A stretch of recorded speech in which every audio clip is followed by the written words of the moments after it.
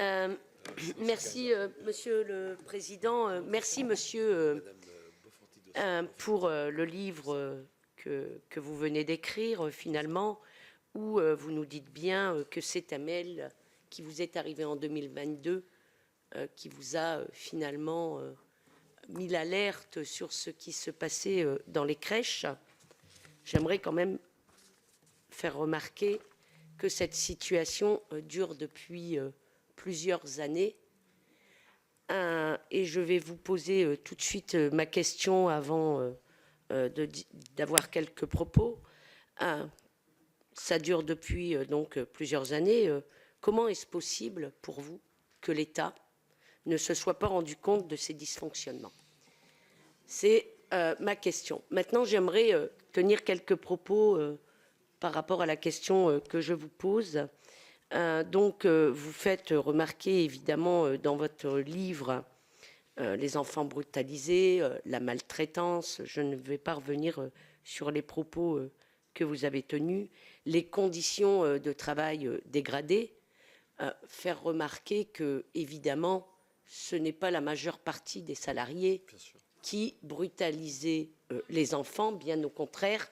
C'est surtout un système que vous remettez en cause dans votre livre. Et on voit bien, évidemment, dans ce livre, la similitude avec ce qui se passe dans les EHPAD privés. C'est finalement le même système, à peu près, qui est mis en place avec des surfacturations, avec des nombres d'heures qui ne sont pas occupées par les enfants que l'on surfacture. Et donc, moi, j'ai des mots durs, mais c'est du vol.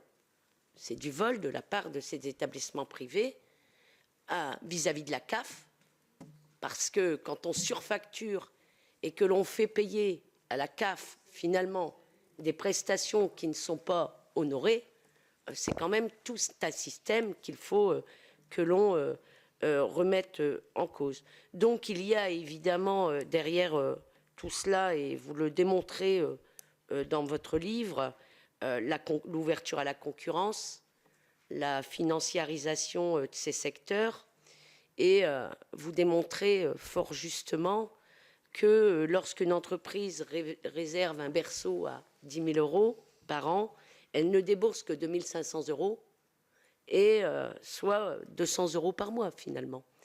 Donc ce sont donc les finances publiques qui prennent en charge, avec les déductions fiscales, la grande partie de la dépense.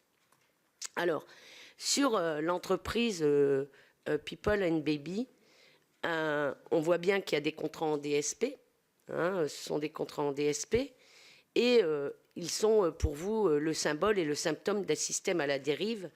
Et vous venez de nous expliquer comment il procédait en finalement ne prenant pas de dividendes, c'est ce que vous nous avez dit, mais en achetant des bâtiments, en ayant acquis un patrimoine très conséquent via des SCI. Et donc, évidemment, j'ai vraiment l'interrogation. Comment est-ce que l'État n'a pas pu se rendre compte de ça?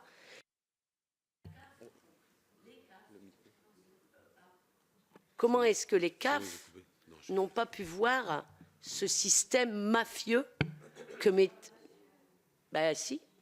Si, ce système mafieux. Je dis ce que je veux, d'abord vous direz ce que vous voulez, et moi je dis ce que je veux. Exactement, liberté de parole. Liberté de parole.